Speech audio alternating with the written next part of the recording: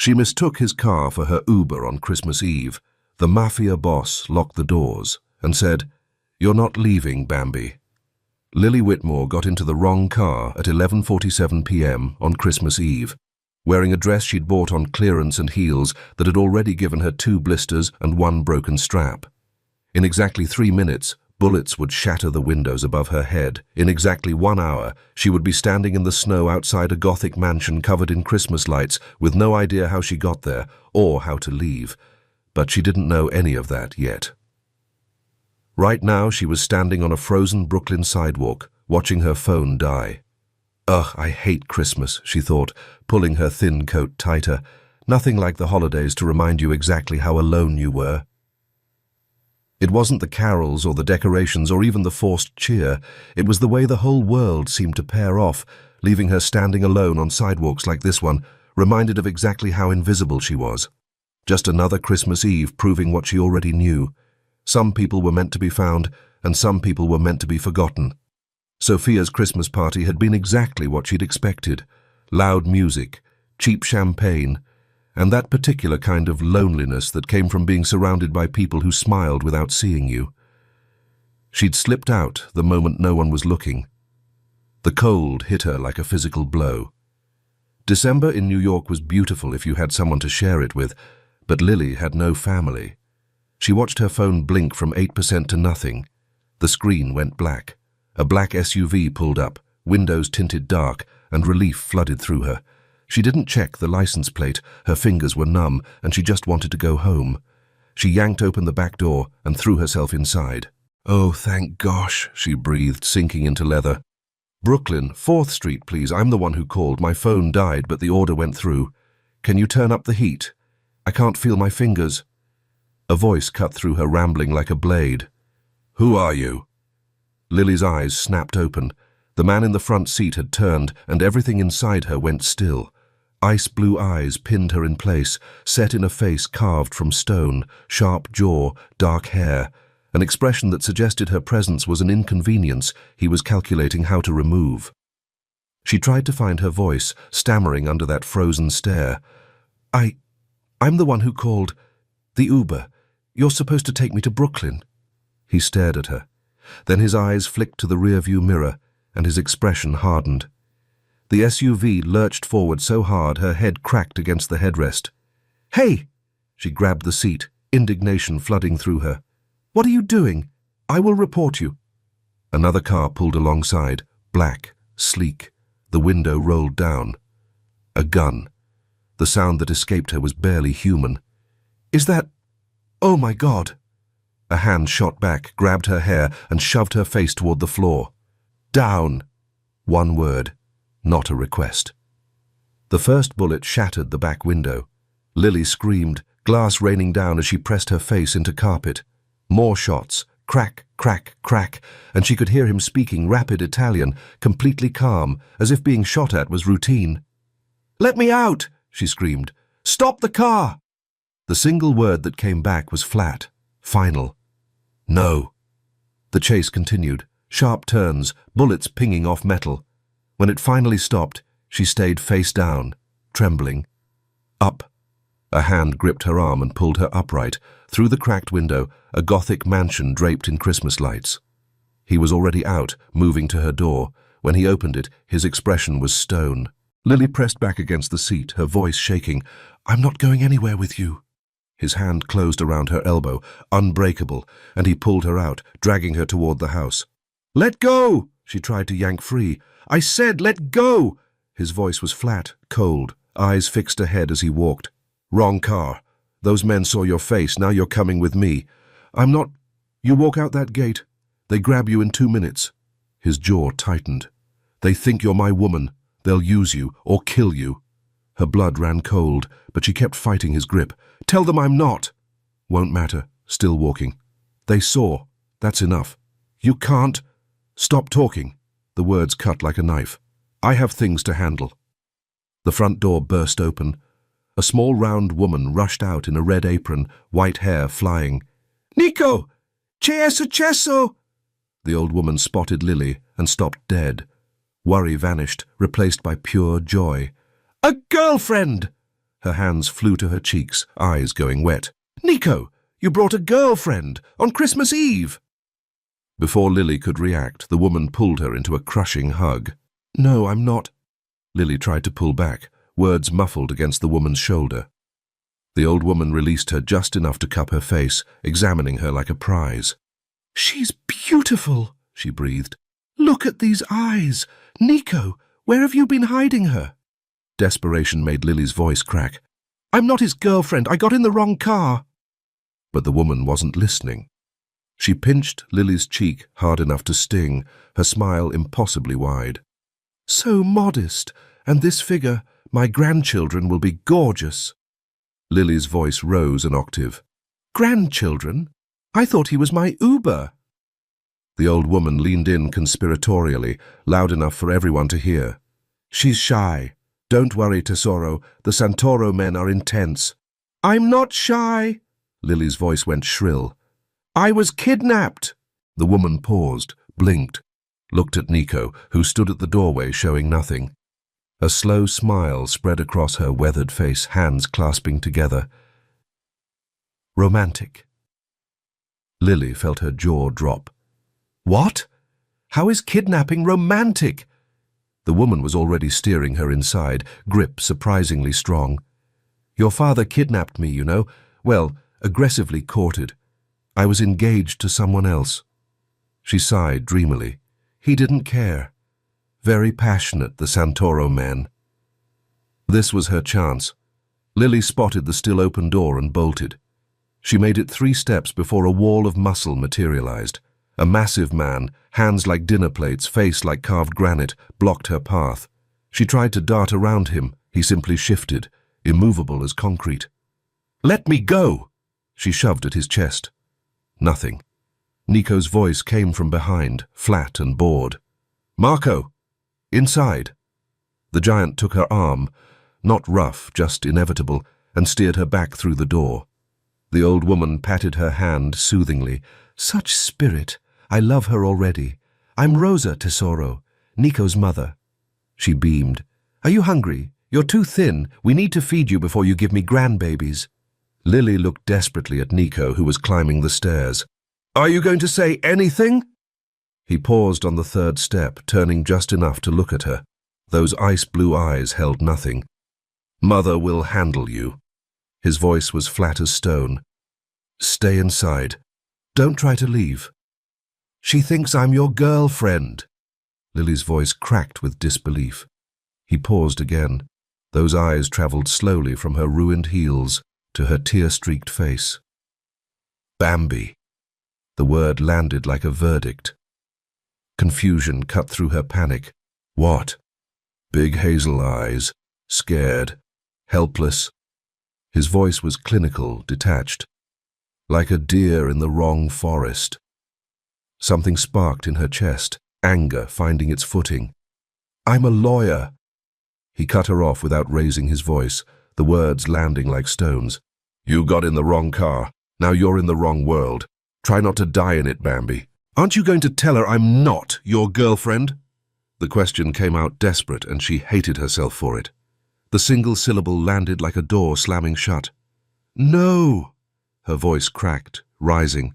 "Why not?"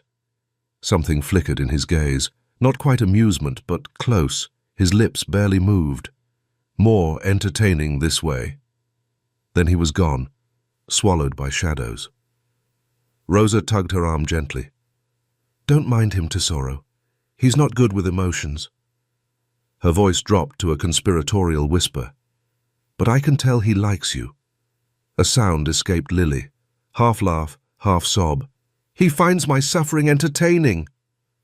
Rosa's face lit up like the Christmas lights outside, her eyes sparkling. "Exactly. He never finds anything entertaining." She squeezed Lily's arm with surprising strength. "This is progress." Lily opened her mouth, closed it. No words came. Rosa patted her cheek with warm, calloused fingers. "Come, eat first." She paused, eyes twinkling. "Then we talk about the wedding." The words hit like ice water. "There's no wedding!" Rosa was already steering her toward the kitchen, completely undeterred, humming what sounded like a wedding march. Not yet. The tears came later. One moment Lily was arguing about someone named Salvatore Jr. The next she was sobbing into a napkin while Rosa rubbed her back. "I just wanted to go home," she whispered, voice raw and broken. "I just wanted to watch Netflix and pretend tomorrow wasn't another Christmas alone." Rosa's manic energy faded like a light dimming. "Alone? I don't have family, foster care, no parents, no one." A bitter laugh scraped her throat. "The one time I end up with a family, it's because criminals want to kill me." Rosa's arms wrapped around her, gentle this time. "You have family now, Tesoro, whether you want us or not." Lily's voice was muffled against Rosa's shoulder. "You can't just adopt a kidnapping victim." Rosa pulled back, eyes fierce despite tears tracking down her cheeks. "Watch me. You ate my pasta. In Italy that makes you family." Later, alone in a guest room bigger than her apartment, a soft knock came. "It's Rosa. Can I come in?" A tired sigh escaped Lily. "Yes." Rosa slipped inside, earlier energy replaced by something softer. "I know I'm a lot. I get carried away." She paused, something old and painful moving behind her eyes. "It's been 14 years since my husband died. 14 years watching my son freeze until there was nothing but ice." Lily shook her head slowly. "I'm not what you're looking for. I just got in the wrong car." Rosa reached over and squeezed her hand firmly. "Maybe, but my son noticed you. He really looked for the first time in 14 years. He gave you a name." "Bambi." Lily's voice was flat, unamused. "Because I'm helpless." Rosa's eyes bore into hers with sudden intensity. "Because you made him pay attention. Beautiful women, powerful women, he sees through them like ghosts. But you made him stop." Lily didn't know what to say. Her throat felt tight. Rosa moved to the door, pausing with her hand on the frame. "Get some sleep. Tomorrow will be complicated." She glanced back, that spark returning to her eyes. "But tonight, you're safe. You're fed. You're home." The words came automatically, defensive. "This isn't my home." Rosa's smile was soft but certain, weighted with something that looked like hope. "Not yet. Give it time." The door closed softly behind her. Lily sat in silence, mind spinning. She was not going to fall for a criminal. She was not going to let a crazy grandmother adopt her. She was absolutely not going to give it time. By mid-morning, hunger and the desperate need to do something pushed her out of the room and into the maze of marble hallways. She needed to scout the house anyway, memorize weak points, blind spots. So she moved through the east wing with careful, measured steps, mapping every turn in her head. A voice came from behind her, cheerful, casual, wildly out of place in this nightmare. "Well, well, well, you must be the kidnapped girl everyone's been whispering about." Lily spun so fast she nearly slipped, her back hitting the wall as her heart pounded. A young man lounged in a doorway, messy dark hair, warm brown eyes, dimples cutting deep into his cheeks. "Get away from me!" she burst out, hands raised uselessly. He lifted both palms, undisturbed. "Whoa! Easy. I'm Enzo, the funny one. Uncle Nico is the scary one." The word uncle snagged her attention. "Uncle?" she snapped. "He's your uncle?" 15-year age gap, Enzo said with a grin. "He raised me after my parents died. So, yeah, Uncle Nico. He hates it, which is exactly why I say it every chance I get." Lily's fear and fury twisted together. "So his name really is Nico? The man who kidnapped me? The terrifying one?" She swallowed. "How old is he?" 39, Enzo replied without hesitation. "Looks younger when he's not glowering at everyone. Rare, but it happens."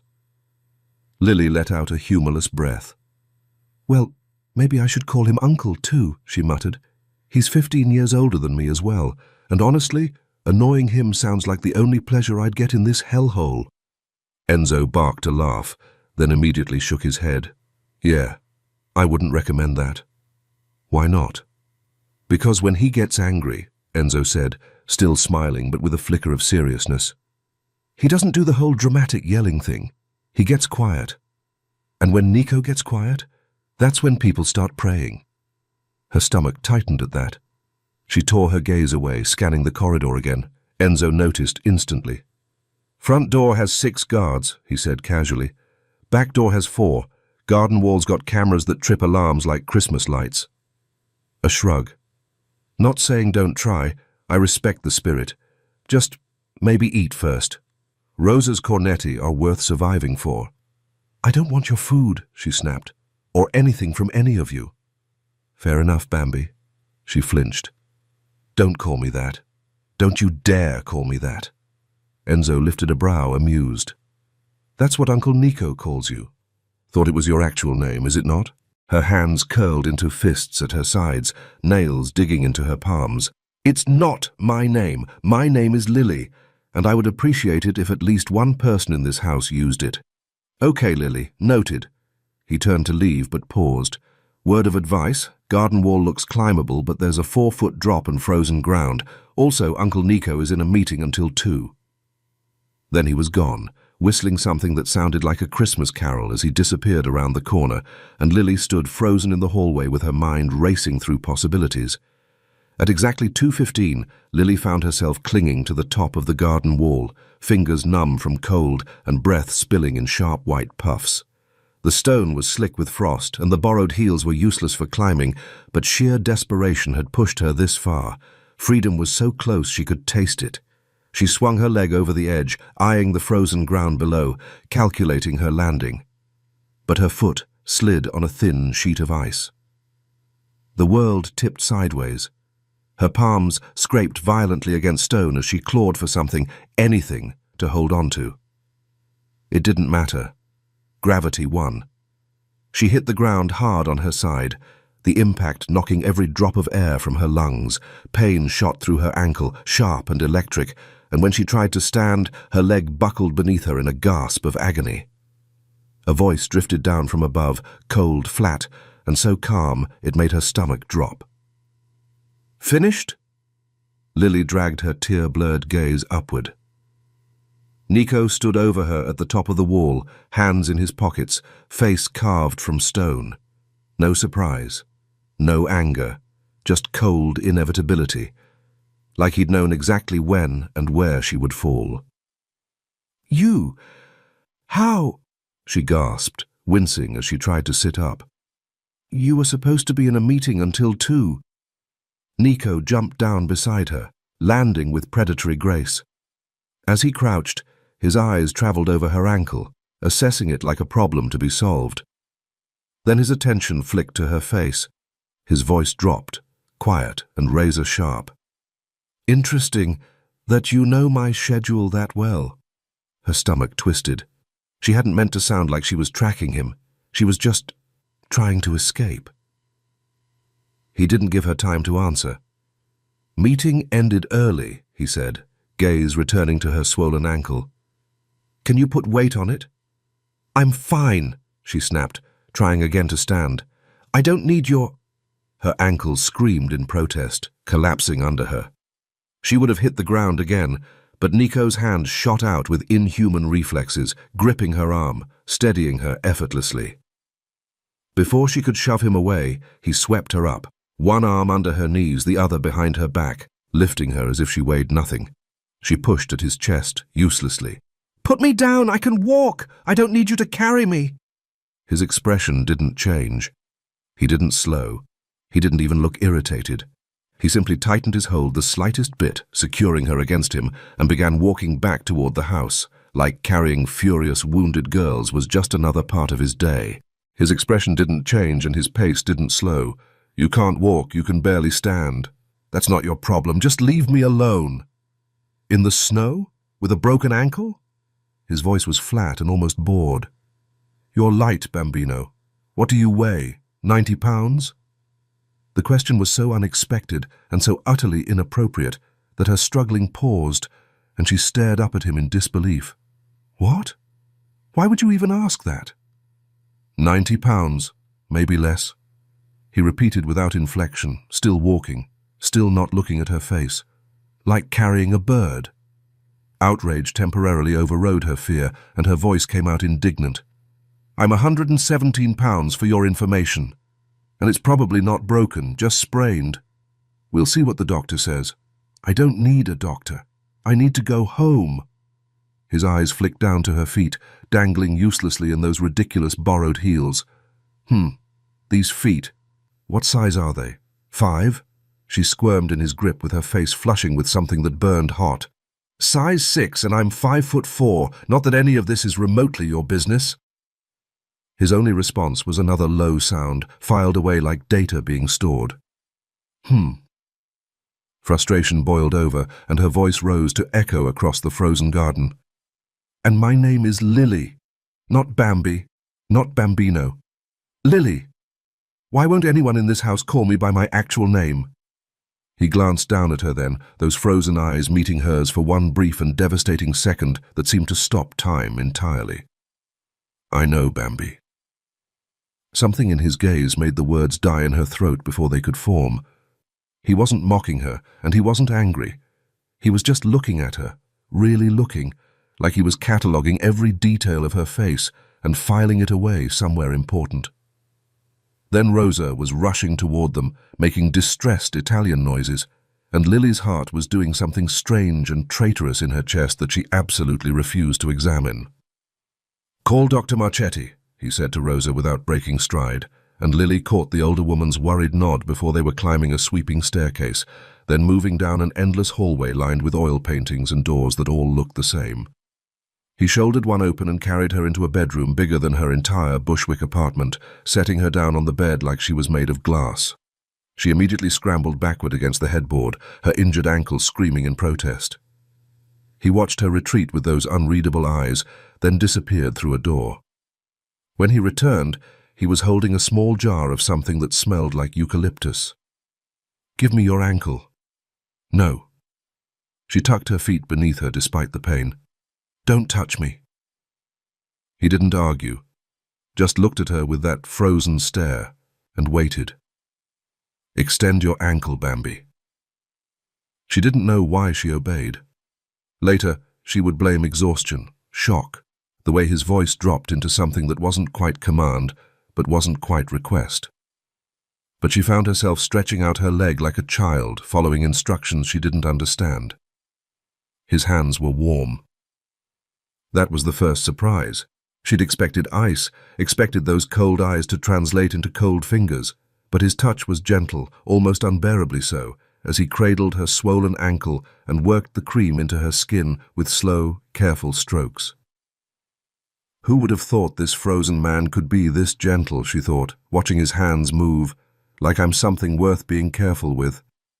When he finished, he wiped his hands and straightened, his expression shuttering back into that unreadable mask. Rest until tonight, 7 o'clock.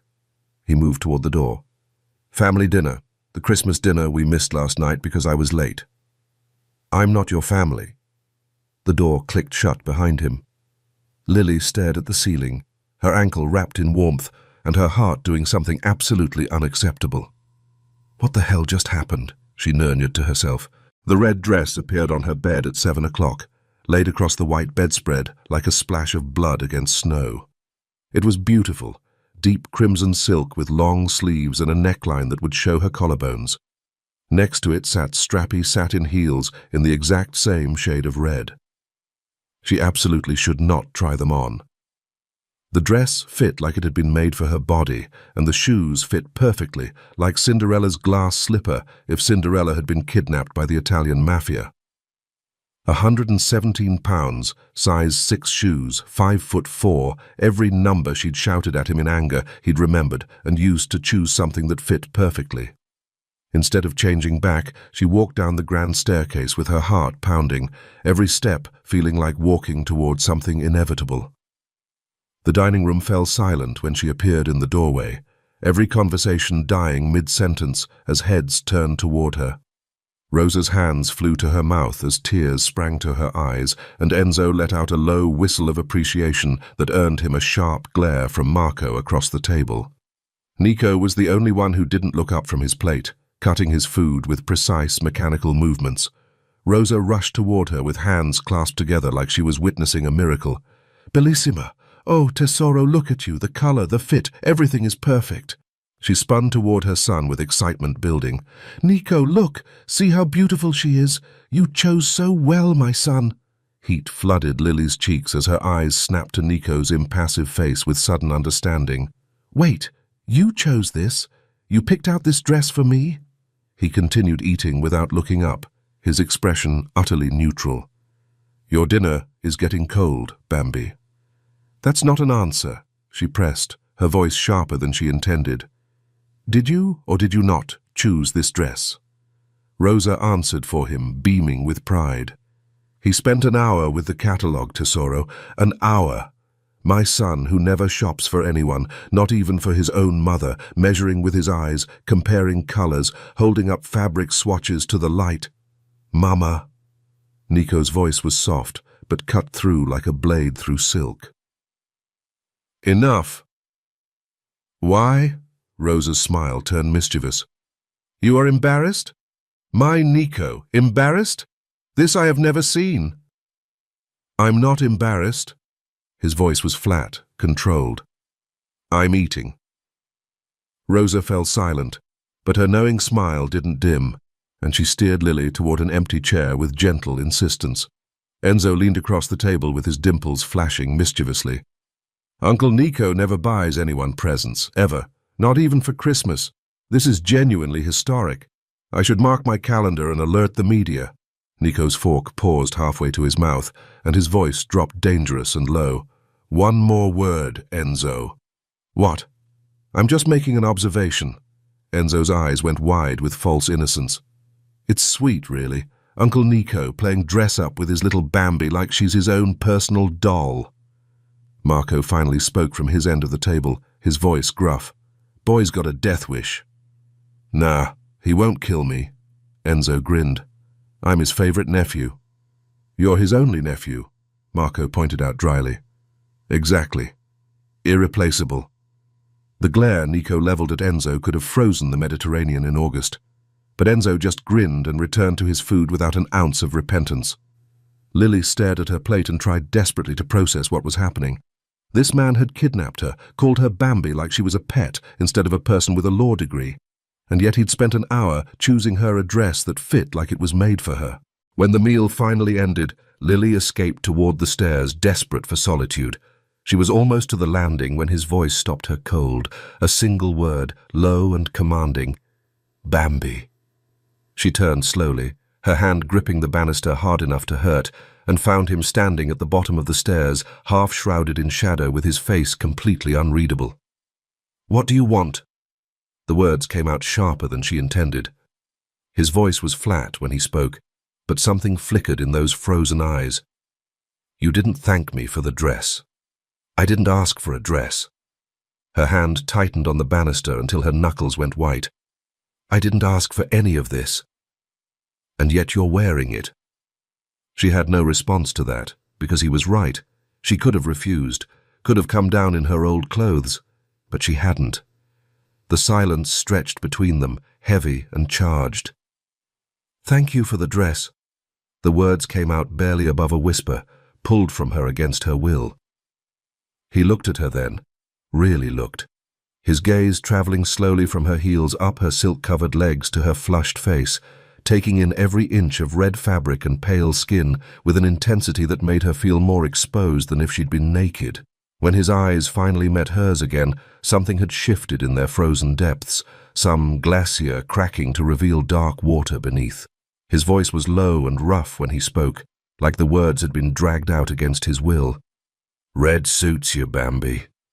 Then he turned and disappeared into the darkness of the hallway, leaving her standing on the stairs with her heart pounding so hard she could hear it in her ears, and her cheeks burning like she'd been standing too close to a fire, and the absolute certainty settling into her bones that she was in far more danger than she'd ever imagined.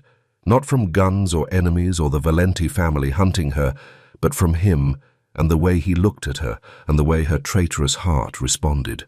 The red dress hung over the chair like an accusation, catching the pale morning light in a way that made the silk shimmer like fresh blood, and Lily couldn't stop staring at it from her position on the bed where she'd barely slept at all. Every time she closed her eyes, she saw Nico's face at the bottom of the stairs, heard his voice saying those words that had burrowed under her skin and refused to leave. "Red suits you, Bambi," and felt that traitorous flutter in her chest that had no business existing in a kidnapping situation. She needed to get out of here before something happened that she couldn't take back. By 8 o'clock she was dressed in plain clothes and moving through the mansion with purpose. The kitchen was warm with the smell of fresh coffee, and Rosa stood at the stove with her back turned, humming an Italian lullaby. Lily's eyes found what she was looking for immediately: a small paring knife sitting next to a bowl of fruit. She moved without thinking, her hand closing around the handle and slipping it into her back pocket, her heart hammering so loud she was sure Rosa would hear it. But Rosa kept humming, and Lily slipped out with the knife pressed against her spine.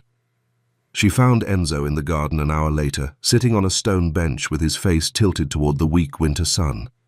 He opened his eyes when he heard her footsteps, and that familiar grin spread across his face. "Lily."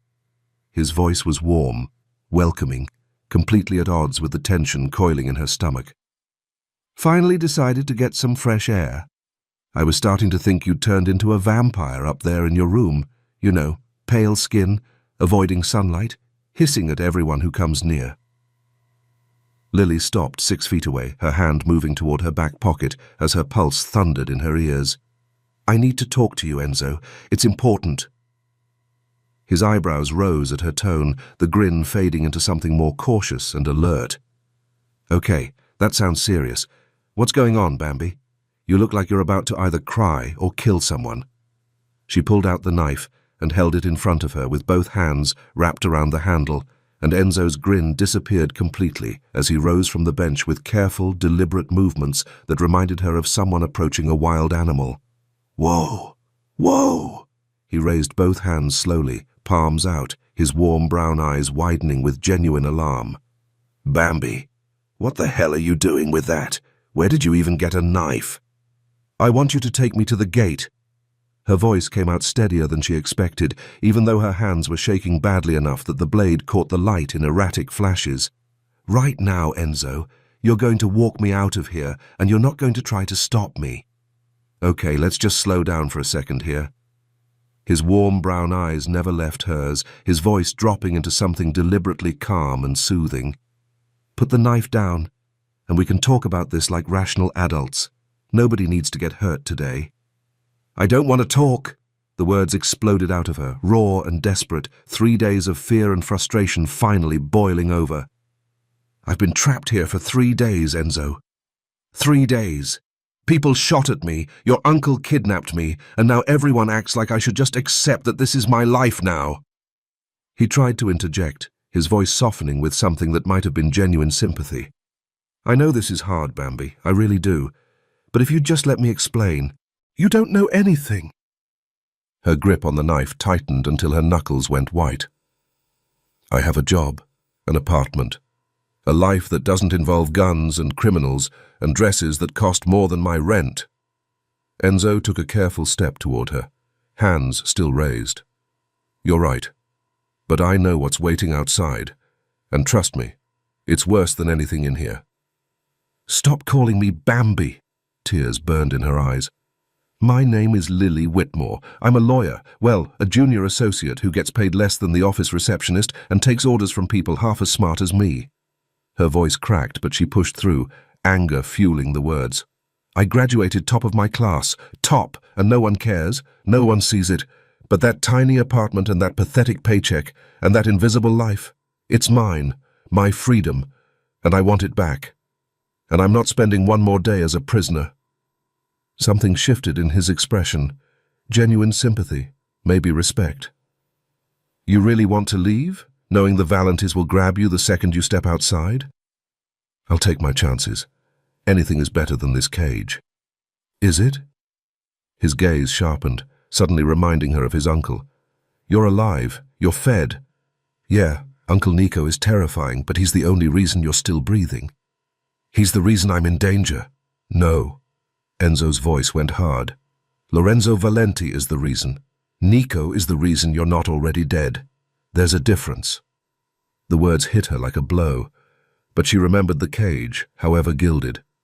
Take me to the gate, Enzo, please. Her voice cracked. Just let me go. He studied her for a long moment, then sighed. Okay, I'll take you, but I need you to understand something first. What is it? Her grip on the knife loosened slightly. The moment you walk through that gate, I can't protect you. Neither can Uncle Nico. His voice was deadly serious now. And Lorenzo Valenti won't just kill you. That would be too merciful. He'll use you first, to hurt Nico, to send a message. Ice flooded her veins, but she forced herself to hold his gaze. I understand. I'm still going. Enzo sighed, accepting defeat. Okay, your choice. He started walking toward the front of the property. Come on, I'll take you to the gate. She followed him down the winding path, past frozen fountains and dormant rose bushes and statues that watched her with blank stone eyes, her grip on the knife never loosening, even as doubt began to creep into the edges of her resolve.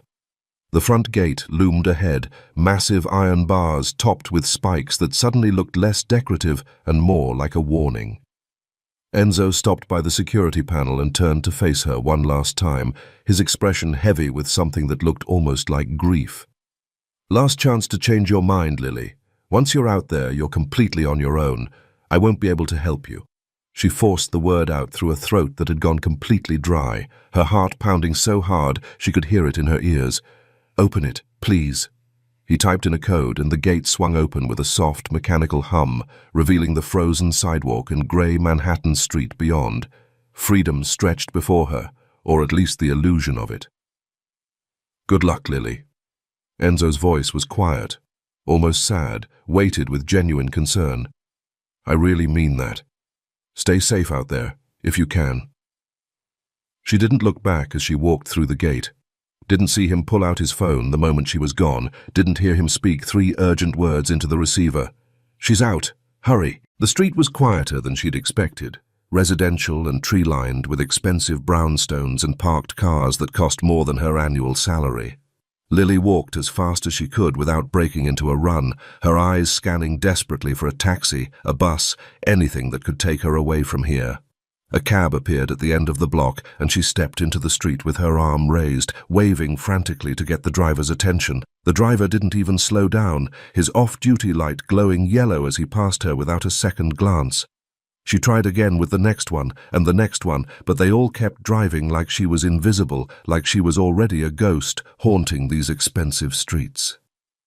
The black van appeared out of nowhere, sliding up to the curb beside her with a predatory silence that made her blood run cold and her stomach drop like a stone.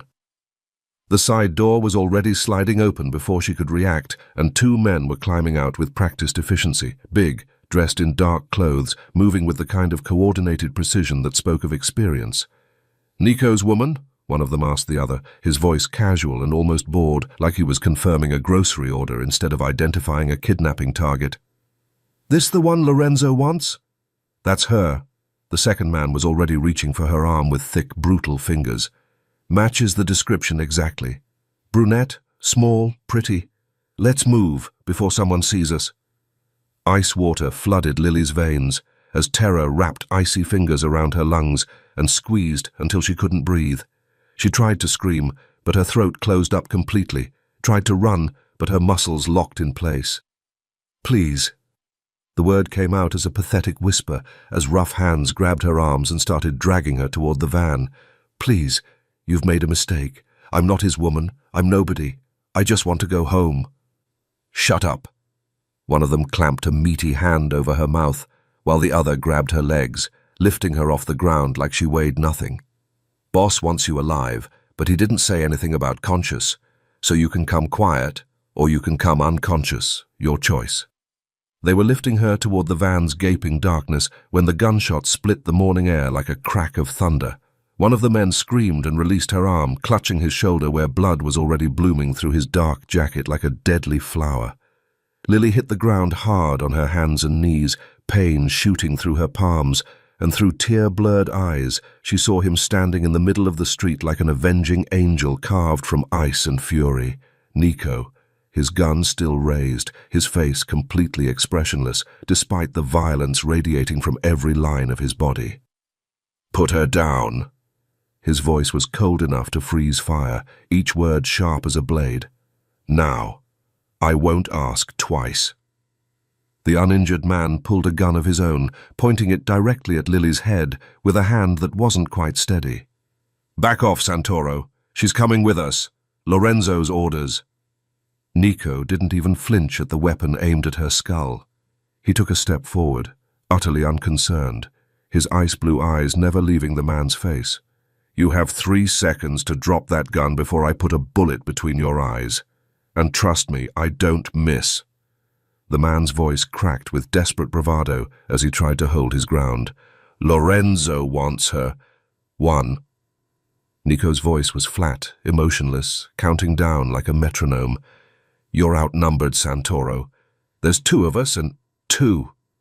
The man's hand was shaking badly now, sweat beading on his forehead and dripping down his temples despite the freezing December temperature. His partner was groaning on the ground, blood pooling beneath him on the frozen pavement. "Tell your coward boss something for me." Nico's voice dropped even lower, each word dripping with menace and promise. "Tell him if he wants my woman, he comes for her himself like a man. He doesn't send rats to do his hunting." Another step forward, gun still raised. "Tell Lorenzo Valenti that this is my neighborhood. She is mine, and the next man who puts his hands on her dies screaming. Do you understand me?" The gun clattered to the ground as the man's nerve finally broke completely. Both men scrambled toward the van in blind panic, the injured one dragging himself across the frozen pavement and leaving a trail of blood behind, and within seconds they were peeling away with tires screaming against the asphalt. Nico was beside her in an instant, dropping to his knees on the cold ground, his hands running over her body with clinical efficiency as he checked for injuries. "Bambi, are you hurt? Did they touch you? Tell me where it hurts." "No, I don't think so." Words wouldn't form properly, her whole body shaking so hard she could barely breathe. "They grabbed me, but I don't think I'm hurt. I just—" His voice softened slightly, though his eyes were still chips of frozen sky as he cupped her face in his hands. "Can you stand? Can you walk?" She tried to push herself up, but her arms gave out beneath her, trembling too badly to support her weight. And then he was lifting her into his arms, like she weighed nothing at all, one arm under her knees, the other behind her back, pulling her tight against his chest. "I told you, Bambi." His voice was quiet as he carried her toward a black SUV that had appeared at the curb, and there was something in his tone that might have been anger or fear or something else entirely. "I told you what would happen if you ran. Why didn't you listen to me?" "I'm sorry." The words came out broken and pathetic, tears streaming down her face. "I just wanted to go home. I just wanted my life back." "You almost died." Something cracked in his voice just for a moment before the ice reformed around his words. 30 seconds later, and you'd be in that van, and there's nothing I could have done to save you. Do you understand that? 30 seconds, Bambi." The world was going grey at the edges, shock and adrenaline crash combining into a wave of darkness that threatened to pull her under. The last thing she saw before unconsciousness claimed her was Nico's face above hers, his ice-blue eyes burning with something that looked terrifyingly like fear. She woke to warmth and softness, and the distant sound of raised voices filtering through fog. "Could have gotten her killed." Nico's voice cut through like broken glass, and she heard something slam against a surface. "I trusted you, Enzo. She had a knife to my throat." Enzo sounded wounded, stripped of his usual charm. "What was I supposed to do? Tackle her?" "You were supposed to call me," Nico said, his voice dropping to something worse than shouting, cold, lethal. "Not walk her to the goddamn gate." "You said she wasn't a prisoner. You said—" A crash cut him off, something shattering against a wall. "I said protect her." The words came out quiet now, deadly. Lorenzo's men had their hands on her. 30 seconds later, she'd be gone. "Do you understand what he does to leverage?" Silence, stretched between them, heavy and suffocating. "I know," Enzo whispered, all bravado gone. "I'm sorry." Sorry doesn't undo what Lorenzo does to people. Footsteps paced back and forth, restless, furious. "She doesn't leave this house without me. Not with you. Not with Marco. Just me." "Understood." The word came out immediately, chastened. Footsteps, coming closer, and the bedroom door opened with a soft creak. Lily quickly closed her eyes, evening out her breathing like she was still unconscious, her heart racing so fast she was certain he could hear it. She heard him move into the room, heard the soft click of the door closing behind him, felt the mattress dip as he sat on the edge of the bed beside her. His weight shifted the bed, pulling her slightly toward him. For a long moment, nothing happened. Just silence and the warmth of his presence and the faint scent of his cologne mixed with something darker, something that smelled like gunpowder and winter cold. Then she felt his hand in her hair, and every nerve ending in her body came alive at once. His touch was impossibly gentle, his fingers threading through her tangled waves with a tenderness that seemed completely wrong from a man who had just shot someone in the street without flinching.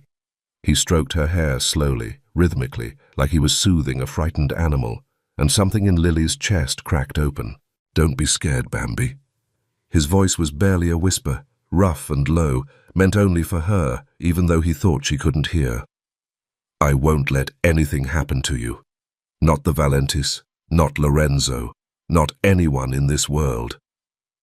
His hand stilled in her hair, and when he spoke again his voice was weighted with something that sounded like possession and prayer and desperation all tangled together. "You're mine now, Bambi. Do you understand? Mine to protect. Mine to keep safe. Mine to—" He trailed off, his thumb brushing gently across her cheekbone. "I'm not going to lose you. Not to Lorenzo. Not to anyone. Whatever it takes."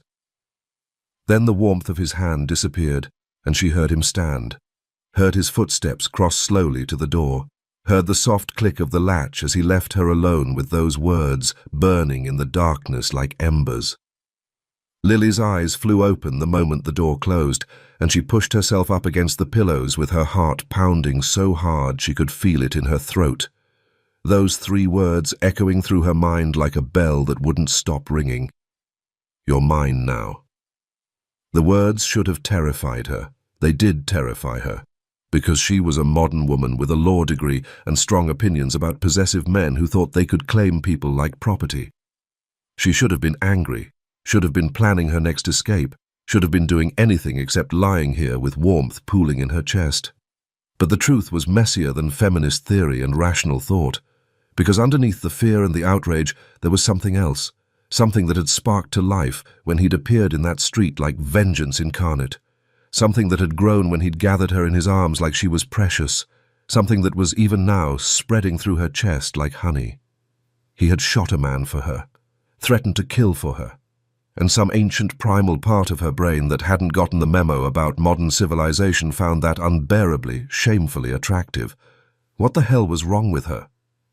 She was trapped in a mafia mansion with a man who called her Bambi and considered her his personal property, and instead of planning her next escape, she was lying in his bed wondering what his hands would feel like on other parts of her body. This was insane. She was insane. She needed to get a grip on herself before she did something monumentally stupid. But even as she thought it, she could still feel the ghost of his fingers in her hair, still hear that rough voice promising to protect her, still see those ice-blue eyes burning with something that looked terrifyingly like devotion. "You're mine now." The words kept circling through her mind like a prayer or a curse, or maybe both. And the worst part, the absolute worst part, was that some treacherous corner of her heart didn't want the memory of his touch to fade. She wanted more, wanted those hands on her skin again, wanted to know what it would feel like if he touched her when she was awake, when she could touch him back. Lily woke to the smell of coffee and bacon, and for the first time since Christmas Eve, she didn't immediately start planning an escape. The bruises on her wrists had turned purple overnight. Every time she looked at them, she remembered being dragged into that van, the chloroform burning her nostrils, and then Nico's voice cutting through like a blade. "You're mine now." She pushed the memory away and made her way downstairs, wearing the cashmere sweater Nico had sent because it was practical, not because she was accepting anything. The kitchen was warm and bright, Christmas lights still twinkling despite the holiday being 3 days past. Rosa stood at the stove flipping pancakes, and Enzo sat at the counter scrolling through his phone. "Bambi descends from her tower," Enzo announced with a grin, and Rosa immediately abandoned her pancakes to usher Lily toward a chair. "Tesoro, sit. You need to eat. You're too thin." Rosa piled a plate high and set it in front of her before she could protest. "She's feeding you because she likes you," Enzo said through a mouthful of bacon. "When she doesn't like someone, she makes them eat her meatloaf." "My meatloaf is delicious." "It's a war crime, Bambi. Trust me." Lily found herself almost smiling, eating without meaning to. Enzo opened his mouth to say something else, but the words died when Nico walked in. She looked up and couldn't look away.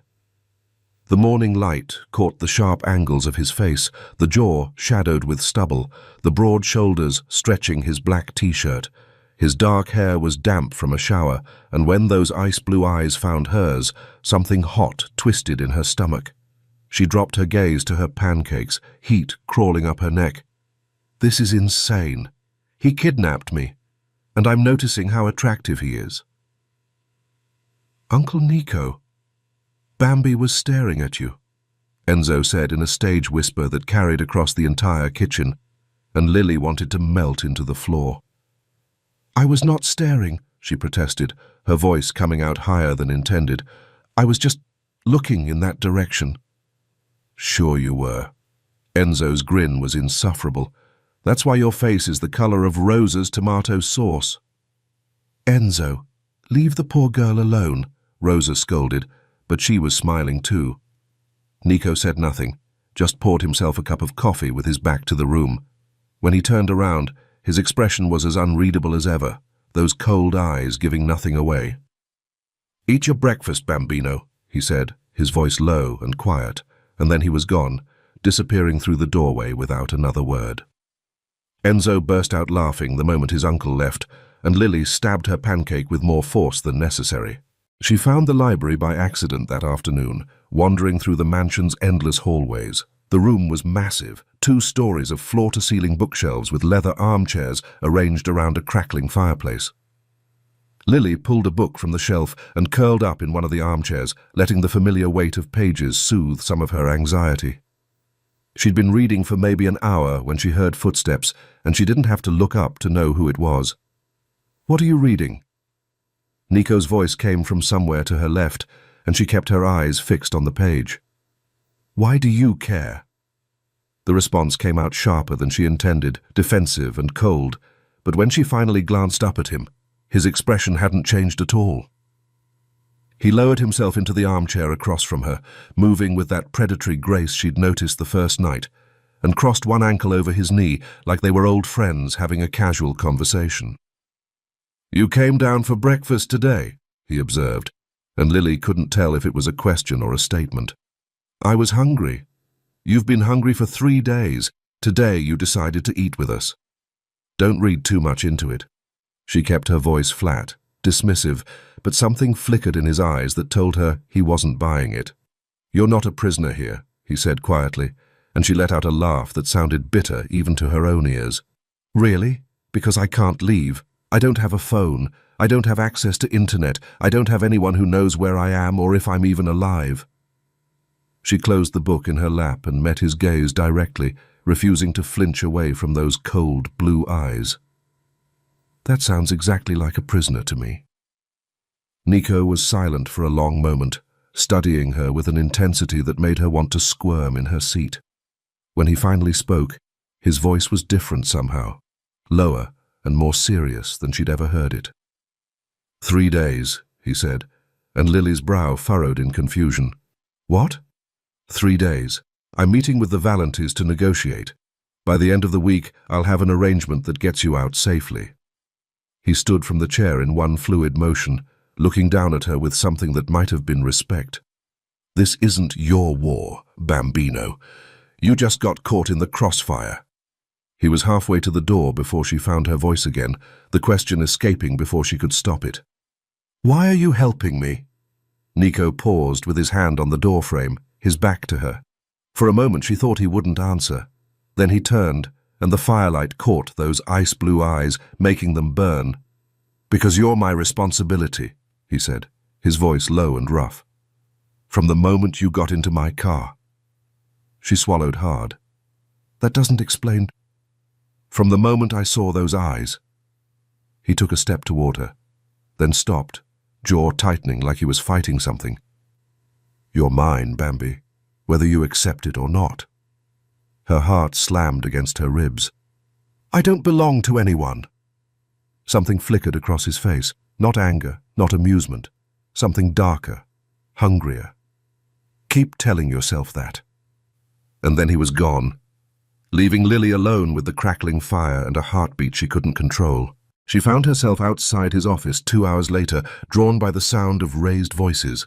The door was slightly ajar, and she could see Nico standing behind a massive desk, his jaw tight with frustration as he spoke rapidly into his phone in Italian. He hung up and threw the phone onto the desk, then picked up a document and stared at it like it had personally offended him. Problem? Lily said from the doorway, and Nico's head snapped up. Eavesdropping? Hard not to when you're yelling in Italian. She stepped into the office despite every instinct screaming at her to maintain distance. What's wrong?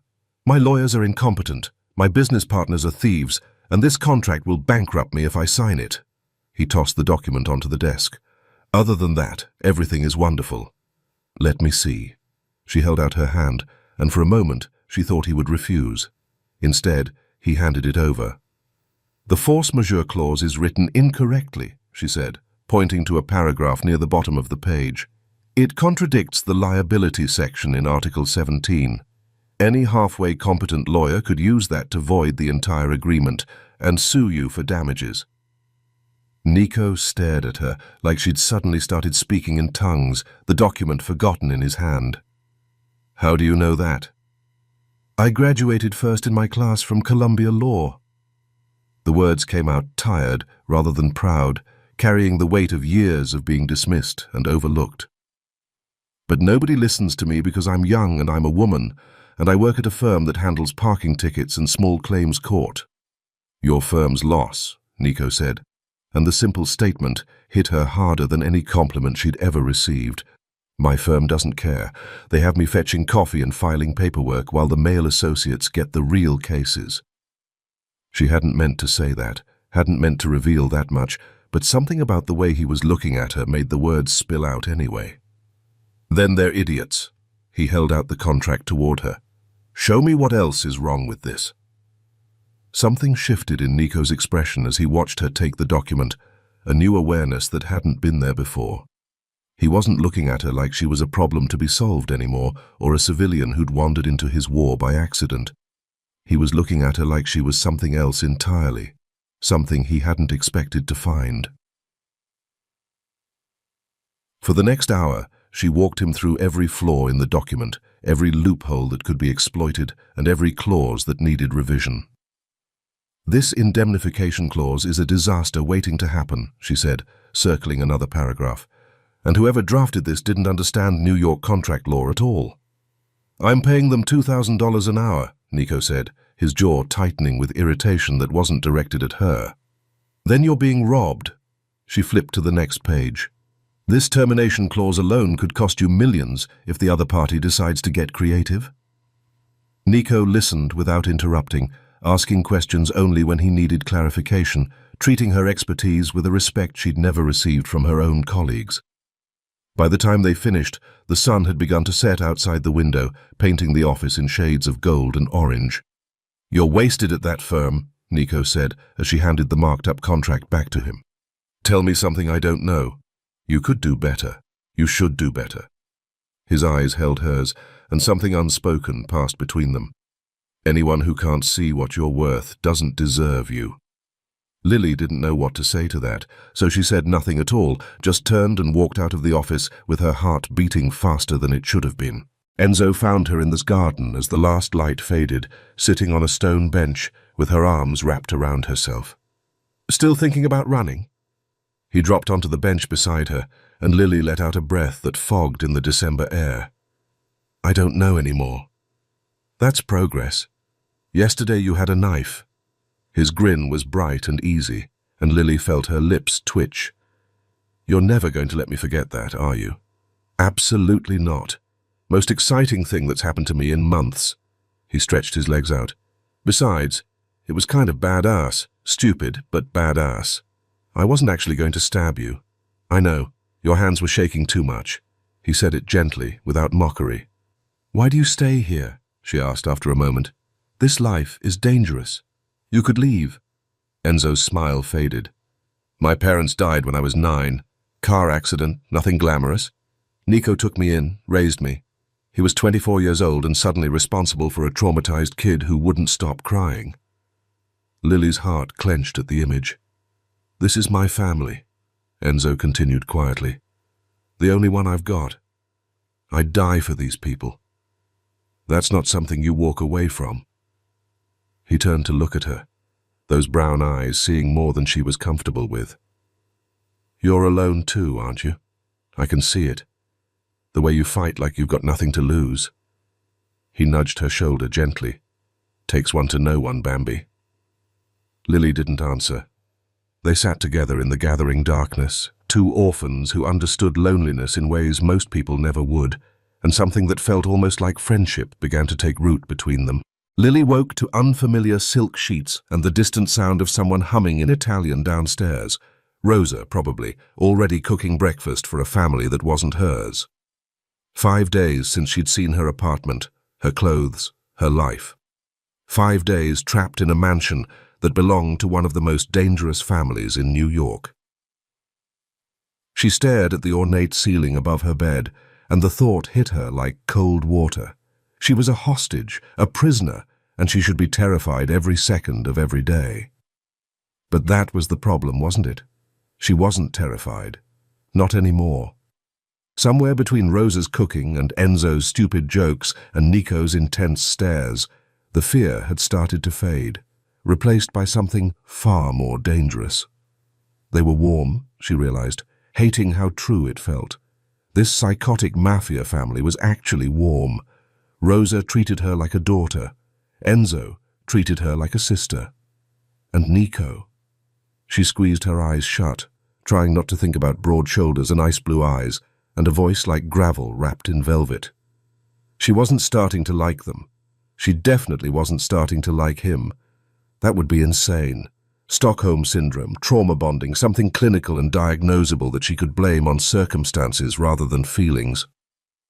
But when she thought about going back to her empty Brooklyn apartment, eating microwave dinners alone, nobody noticing if she disappeared for days, the thought didn't feel like freedom anymore.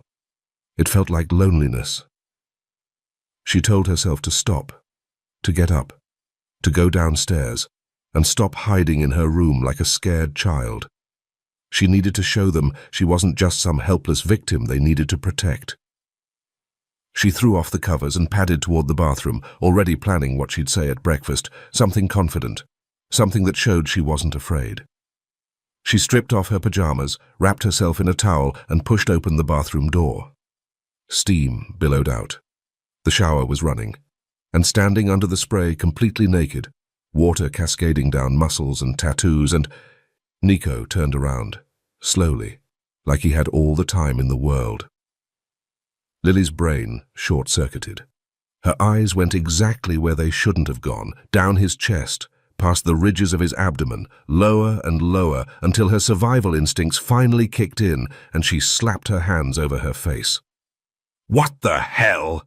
The words came out as a shriek, her voice cracking in a way that would have been embarrassing if she wasn't already dying of mortification. "Good morning to you too, Bambino." His voice was calm, almost amused, and she could hear him turning off the water like this was perfectly normal, like women walked in on him naked every day, and maybe they did. What did she know about his life? "Why are you in my bathroom?" She pressed her palms harder against her eyes, as if that could erase what she'd already seen, which it couldn't, because the image was now burned permanently into her brain. "My shower is broken. My room is next door. This was the closest bathroom. He said it like he was explaining something simple to a child, his voice infuriatingly calm, and she wanted to scream. "You can't just walk into a young woman's room like this!" She kept her hands pressed to her eyes, heart hammering against her ribs hard enough to bruise.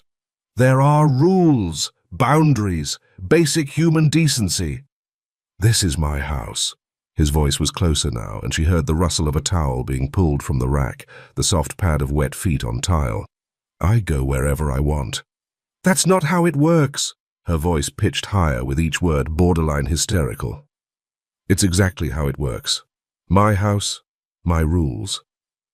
A pause, and she could practically hear the smirk spreading across his face. "You can uncover your eyes now. I have a towel." "I don't trust you." She kept her hands firmly in place, fingers pressed so tight against her eyelids she was seeing stars. "Smart girl." There was approval in his voice, warm and rough. "But I do have a towel." Another pause, weighted and knowing. "Although your fingers are spread apart, so you already know that."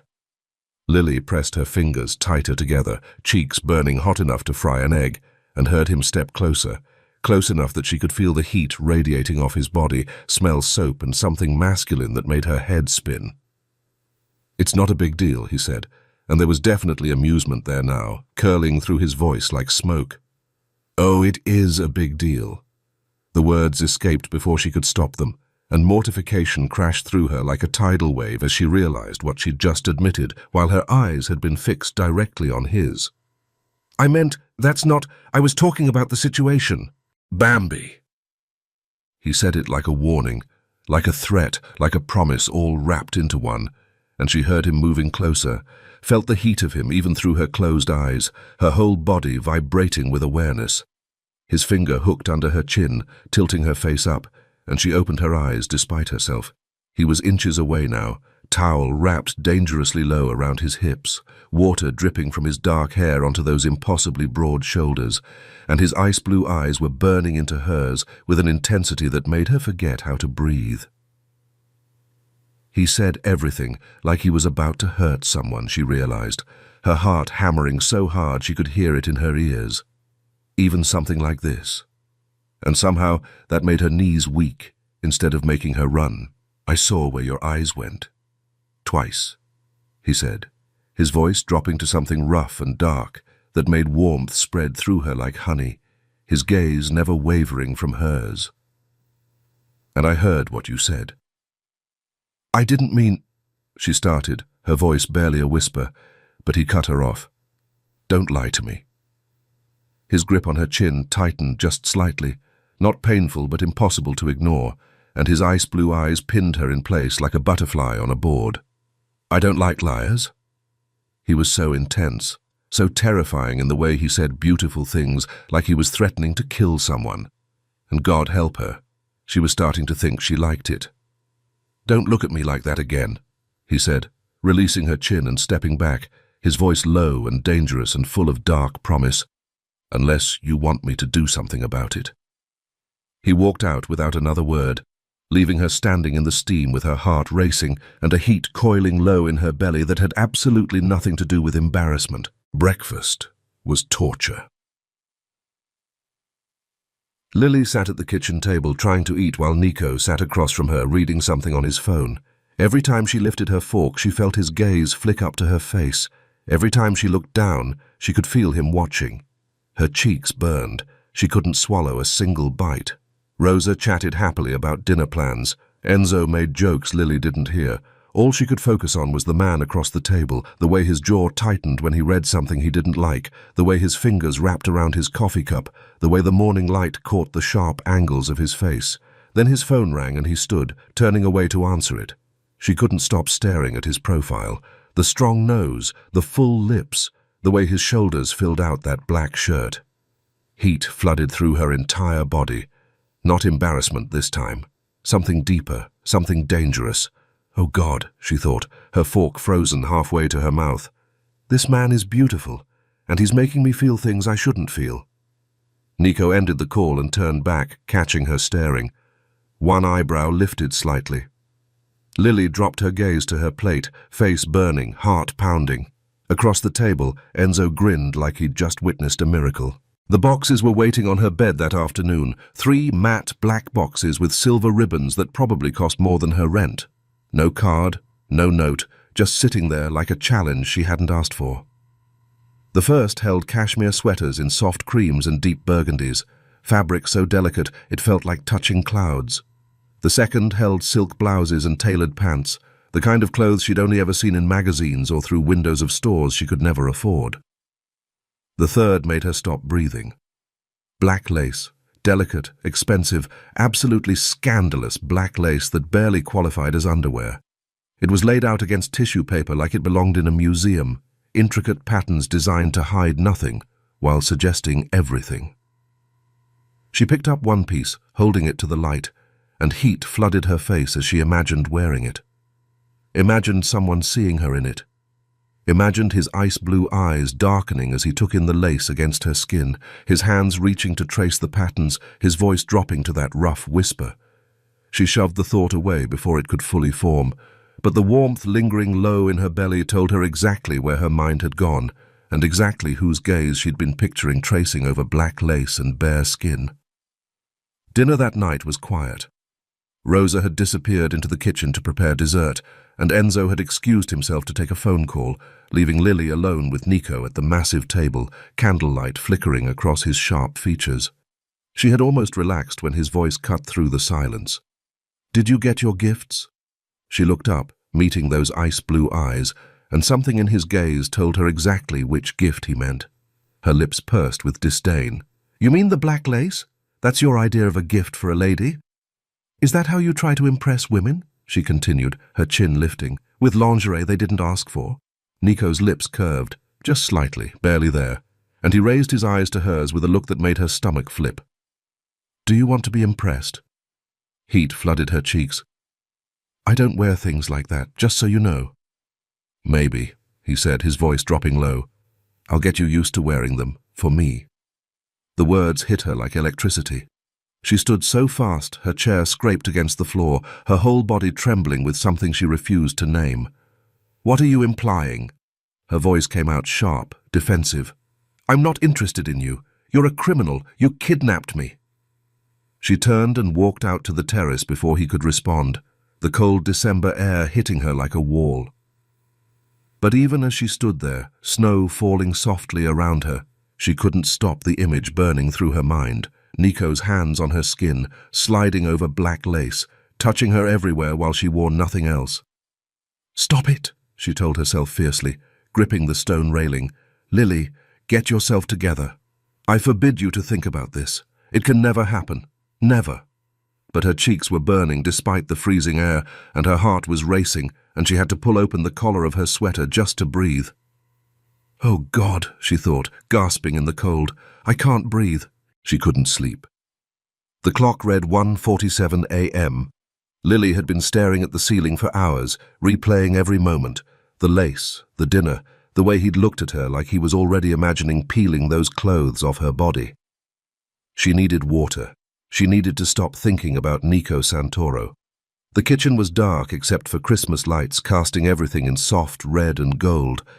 She almost turned back when she saw the shadow by the counter, but then he moved into the light, and her mouth went dry. Nico was wearing nothing but grey sweatpants hanging low on his hips, chest bare and covered in tattoos, a glass of whiskey in his hand.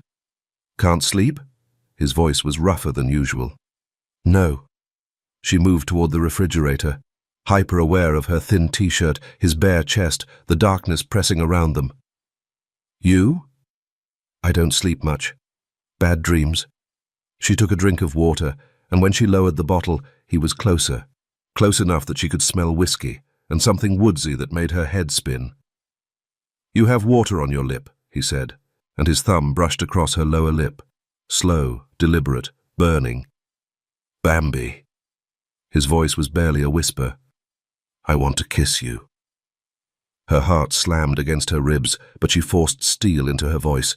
"You can want whatever you want. Doesn't mean you can have it." Something flickered in his eyes. Amusement. Challenge.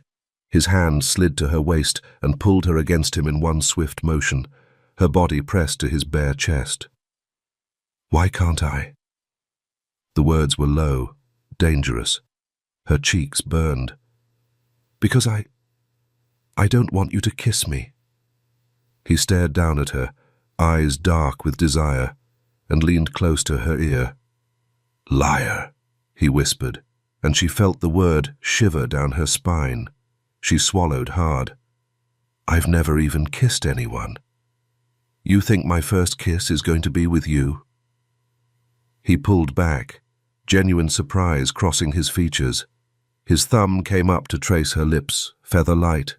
No one has touched these lips yet? Her breath came fast, shallow. She couldn't speak. He leaned in, his mouth brushing her ear. I'm going to kiss you so thoroughly that you'll dream about it for the rest of your life. He pulled back just enough to look at her, then lowered his lips toward hers. Close, so close, their breath mingling, his mouth a whisper away from hers. She couldn't move, couldn't think. Every cell in her body screamed for him to close the distance. Her mind fought her body, logic battling desire, but desire was winning. Then he stopped. But first, he murmured against her lips, you have to give me permission. You have to ask me for it. Before she could respond, his hands gripped her waist and lifted her onto the kitchen counter in one effortless motion. He stepped between her thighs, hands braced on either side of her, his mouth hovering over hers, torture disguised as restraint. Ask me, Bambi. The command was soft but absolute, his eyes burning into hers. She was trembling, burning, every nerve ending on fire. Please, she breathed, her voice breaking, her hands fisting in the fabric of nothing because he wasn't wearing a shirt. Kiss me. He smiled, slow, devastating, and pulled back, leaving her gasping on the counter. Wait. Confusion and disappointment flooded her voice, her body leaning toward him involuntarily. Why? Your first kiss shouldn't be in a kitchen at 2 a.m., he said, his voice dropping soft, his thumb stroking her cheek. It should be somewhere special. Somewhere you'll remember forever. Why do you care? The question came out raw, stripped bare. Because when I kiss you, you'll remember it for the rest of your life, he said, his eyes burning into hers with an intensity that stole her breath. I don't do anything halfway, Bambino, and I don't share. When you're mine completely. He stepped back, and she felt the loss like a wound, her body swaying toward him, her hands gripping the counter edge to keep from reaching for him. Good night, Bambi, he said softly, something tender flickering beneath the ice in his eyes. Good night, she whispered to his retreating back, heart pounding, skin burning, aching for something she'd never known she needed. She sat on that counter for a long time after he left, Christmas lights painting her skin red and gold, wondering how a man who said everything like a threat could make her feel so terrifyingly safe. Lily couldn't stop thinking about the kitchen. She lay in bed as morning light crept through the curtains, replaying every moment. His thumb on her lip, his voice saying he wanted to kiss her, his promise to wait, to make it special. No one had ever wanted to give her something special before. In 24 years of existence, she'd been the girl people forgot, the orphan no one adopted, the student no one mentored, the woman no one noticed. But Nico Santoro looked at her like she was the only thing in the room worth seeing. 6 days ago, she'd been a nobody with student debt and a studio apartment. Now she was lying in silk sheets in a mafia mansion, thinking about a man who killed people for a living and kissed like he meant it. Her life had become insane. And the most insane part? She didn't want to leave. She was still floating somewhere between disbelief and anticipation when she came downstairs for breakfast. And then the front door opened. The woman who walked in was tall, slim, with black hair cascading down her back like ink. Green eyes swept the room with predatory precision, cataloguing threats and dismissing weaknesses in a single glance. A red dress clung to her curves like a second skin, the kind of dress designed to make other women feel invisible. She was beautiful, the way a poisonous snake was beautiful, mesmerizing and deadly, fangs hidden behind perfect red lips. "Niccolo," her voice was honey and venom mixed together. "We need to talk, now." Nico stood from the table, and Lily watched the transformation, warmth draining from his face, walls slamming up, his expression shuttering into cold stone. The man who'd touched her so gently last night disappeared, replaced by someone harder and more dangerous. "Bianca, I wasn't expecting you." So this was Bianca Valenti, the woman Nico was supposed to marry, the daughter of the man who murdered his father. She moved through the room like she owned it, heels clicking against marble with each deliberate step. Clearly. Bianca's eyes swept to Lily, and something flickered there, curiosity, contempt, or both. "And apparently you've been busy.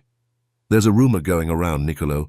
Nico Santoro has a woman. His men talk. Word travels fast." She circled Lily slowly, assessing her the way a buyer might assess livestock at auction. "This is her? This plain, forgettable little thing?" A cold laugh escaped those red lips. "She looks like she should be filing paperwork in some sad government office, not playing house with a mafia boss." The words landed like slaps, and Lily felt herself shrinking under that venomous gaze. All her newfound confidence evaporated, leaving the old insecurities exposed and raw. "Bianca." Nico's voice carried a warning sharp enough to cut glass. 2 months, Niccolo." Her composure cracked, revealing something almost like desperation beneath the ice. "My father has waited 2 months for you to set a wedding date. His patience is gone." The room went completely still. Even the air seemed to stop moving. She told him the rest in clipped, urgent tones. The attack on Christmas Eve was just a warning shot. The next one wouldn't miss. He had 1 week, 7 days, to take action on this wedding. Otherwise her father would destroy everyone he loved, Rosa, Enzo, his men, and his little pet lawyer too. "Is she worth it?" Bianca's eyes landed on Lily with something that might have been pity. "This ordinary girl with nothing to offer? Is she worth your mother's life?" Enzo appeared in the doorway, his usual grin replaced by cold steel. "That's enough, Bianca." "Stay out of this, puppy." But there was no real heat in her voice. Beneath all that polish and venom, she looked tired, scared even. "Enough." Nico's voice was final as a closing door. "I heard you. Now leave." Bianca walked toward the exit, then paused with her hand on the doorframe. 1 week, Niccolo. That's all I could buy you. For what it's worth, I don't want to marry you either. But I'd rather be your wife than watch my father burn this city down." The door closed behind her. Silence filled the room like floodwater. Bianca found her in the hallway 10 minutes later. She fell into step beside Lily, caught her arm, not bruising, just firm enough to stop her. "I wasn't finished." She leaned against the wall, some of that perfect composure slipping away. She didn't want Nico, she admitted, never had. But her father wanted this alliance, and what her father wanted, he took. The alternative was a bloodbath. Lorenzo killing everyone Nico loved, Nico retaliating, a cycle of violence that would never end. "You're not his type, you know." Bianca's gaze swept over Lily, clinical and dismissive. "He goes for women like me, polished, powerful, cold. You're soft, warm. You don't belong in this world. Maybe that's exactly why, or maybe you're just a distraction." Bianca pushed off the wall, smoothing her dress. "A warm body while he figures out how to destroy my family without marrying into it." She started to walk away, heels clicking against marble. 1 week, little lawyer. After that, either there's a wedding or there's a war, and soft girls don't survive wars. She disappeared around the corner, leaving Lily alone with her thoughts and a cold knot of fear growing in her stomach. The library was dark, except for the fire crackling in the hearth. Everyone else had gone to bed, and now it was just the two of them, sitting on the floor in front of the flames. "Why don't you just marry Bianca?" The question came out before she could stop it, and she felt him go still beside her. "All your problems would be solved. No war, no bloodshed, and she's beautiful." She swallowed hard, forcing out the last part. If you marry her, the threat against me disappears too. Nico rose slowly, crossing the space between them with that predatory grace. He stopped in front of her, tilting her chin up with one finger, his thumb tracing her cheekbone. You want me to marry her? His voice was soft, dangerous. It's the logical choice, isn't it? She looked up at him with wide eyes, trying to sound reasonable even as her heart raced. He smiled. The sight hit her like a physical blow. This man who rarely smiled, whose face was carved from ice and stone, when he smiled, he became the most devastating man she'd ever seen. I don't like Bianca, he said simply, his thumb still stroking her cheek. The woman I want is you. You didn't even know me 6 days ago. Her voice came out breathless despite her best efforts. You still don't know me. Doesn't matter. His eyes burned into hers. I've known you 6 days, and I want you. You're like a child who wants a toy, she said, pulling back from his touch, anger flaring. I doubt you even know what love means, and I'm not your plaything. Yes, you are, he murmured, stepping closer, lowering his lips toward hers. And you enjoy every second of it. His breath was hot against her mouth. Besides, you're going to be my wife. I told you. You're mine. And in 3 days, you'll be underneath me wearing nothing but that black lace. Her palm connected with his face before she even realized she'd moved, the crack echoing through the silent room. Instant regret flooded through her. She hadn't meant to, but he was already pulling her against him, his mouth crashing onto hers with a hunger that stole her breath. Not gentle, not asking, taking, and God help her, she was kissing him back, her fingers fisting in his shirt, her body arching into his.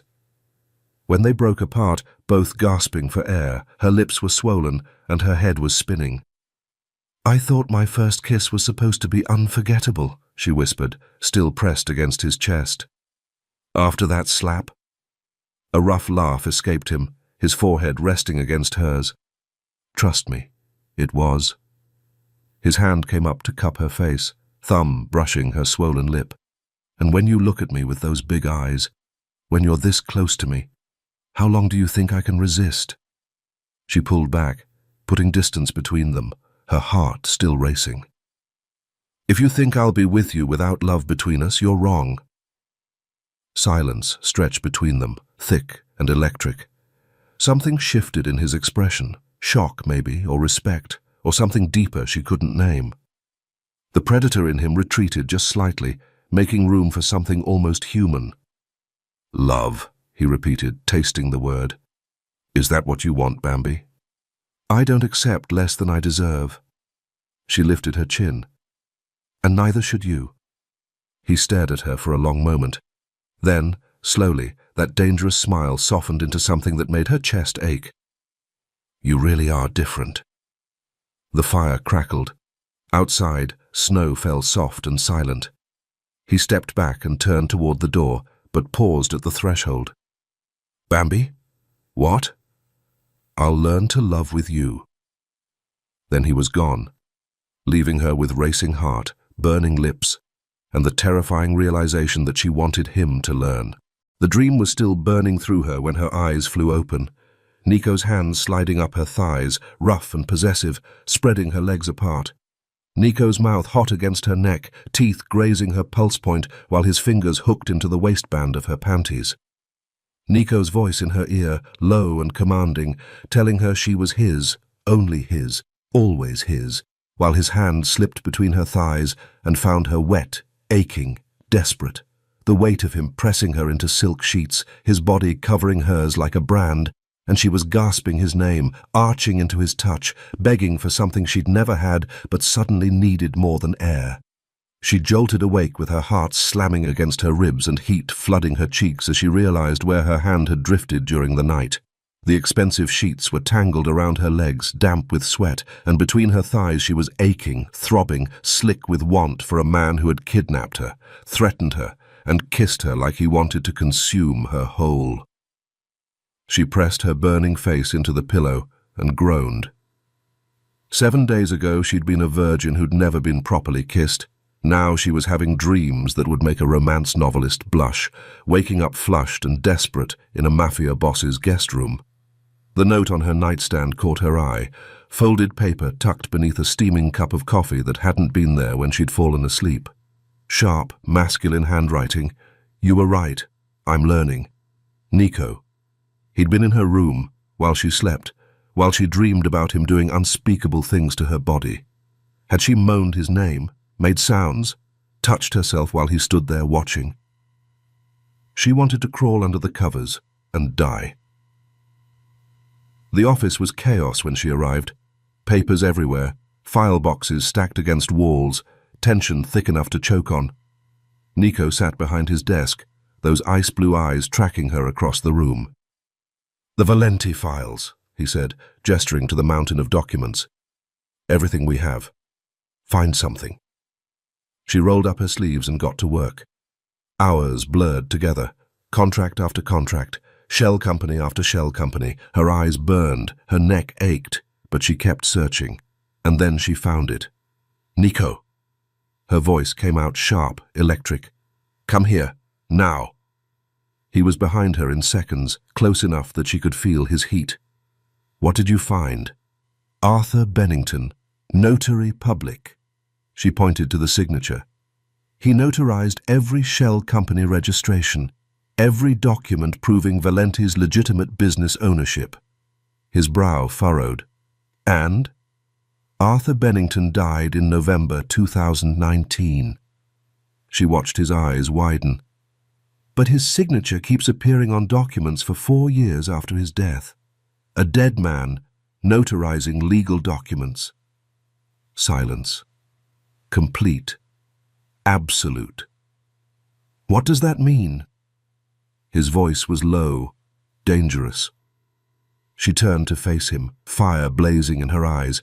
"It means every shell company, every offshore account, every business front the Valentis own, none of it is legally valid. One phone call to the DA, and they freeze every Valenti asset within days. No trial, no lawyers." She leaned forward. "Everything Lorenzo built. Gone." Enzo shot out of his chair. "Holy shit, Bambi." Marco made a sound almost like a laugh, respect flickering in those cold eyes for the first time. Rosa appeared in the doorway, and Enzo grabbed her shoulders. "Nonna, Bambi just destroyed the Valentis with paperwork." But Lily wasn't looking at them. She was looking at Nico. He stood frozen, pride and hunger burning in his expression. His hand came down on her shoulder, warm and heavy, electricity shooting through her. "Your lawyers looked for years," she said, holding his gaze. "I found it in 4 hours." His grip tightened. "Because you're not like them." "No." She lifted her chin. "I memorized every loophole, every precedent. No one listened because I was young and female and poor." Her voice hardened. "But I was always this good. I'm listening now." "Good." She smiled, sharp and triumphant. "Because I'm about to hand you Lorenzo Valenti's head on a legal platter." She found Enzo in this garden that afternoon, smoking and staring at the snow with an expression she'd never seen on his usually cheerful face. He patted the bench beside him. "Bambi, my favorite mafia-destroying lawyer, come sit." She settled next to him, pulling her coat tighter. "You're going to freeze out here." "Worth it. Needed to process," he said, exhaling smoke into the grey sky. 14 years Nico's been planning revenge. You found the answer in 1 morning. I got lucky. Bullshit. He turned to face her, serious for once. Day 1, knife. Day 2, wall. Day 3, door slammed in Rosa's face. Now you're bringing down a mafia empire with a dead notary. A smile spread across his face. That's not luck. That's evolution. His expression shifted to something that made her chest tight. You changed. But so did Nico. He smiled yesterday. Actually smiled. He stubbed out his cigarette. 24 years I've been alive, watching my uncle. Never once seen him smile. Until you. Enzo. You're making him human again, he said, squeezing her hand. Just don't break him. I don't think he'd survive it. The rest of the day passed in fragments that made her heart ache. At lunch, Nico brought her food himself, fingers brushing her arm, lingering for just a moment before pulling away. his jaw tight with restraint, his eyes hungry, but he didn't push. In the afternoon, she caught him watching her from across the room. When their eyes met, he looked away first. Let her breathe. At dinner, he pulled out her chair, and Rosa beamed while Enzo cracked a joke about Uncle Nico finally learning manners. Instead of the usual glare, Nico just smiled, small and private, directed only at her. This is almost worse, she thought. The restraint, the patience, like a predator who's learned to wait for permission to strike. He found her on the balcony after everyone else had gone to bed. Snow was falling soft and silent, and she knew he was there before he spoke, felt him like a change in pressure, like gravity rearranging itself around him. "You'll freeze." His voice came from behind her, low and rough. "I like the cold. It helps me think." He moved closer until she could feel his heat at her back. His hand came up, hovering near her shoulder, hesitating. "Can I touch you?" The question hit her like a blow to the chest. This dangerous, possessive man, asking permission. She turned to face him. What happened to, "I take what I want"? His jaw tightened. "You happened." The words came out rough, almost pained. "You said you want love. I don't know how to give that. I don't know how to be gentle. But I'm trying, Bambi. For you, I'm trying." Something cracked open inside her chest. "Yes."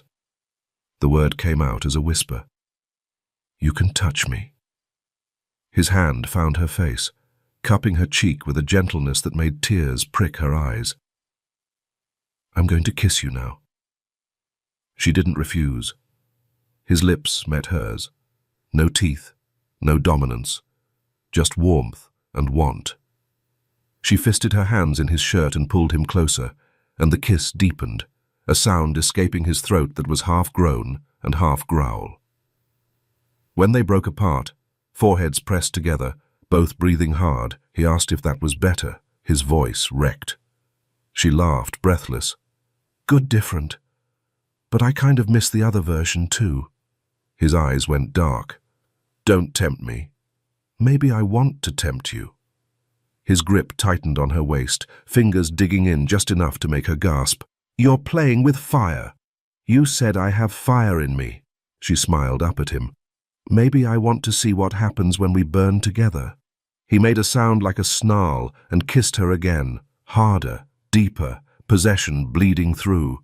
His hand slid into her hair, tilting her head back, and she melted into him. Then he pulled back, breathing hard. "We need to move tonight. The evidence won't wait. If Lorenzo finds out what we have, he'll destroy everything." The drive to the DA's office was silent.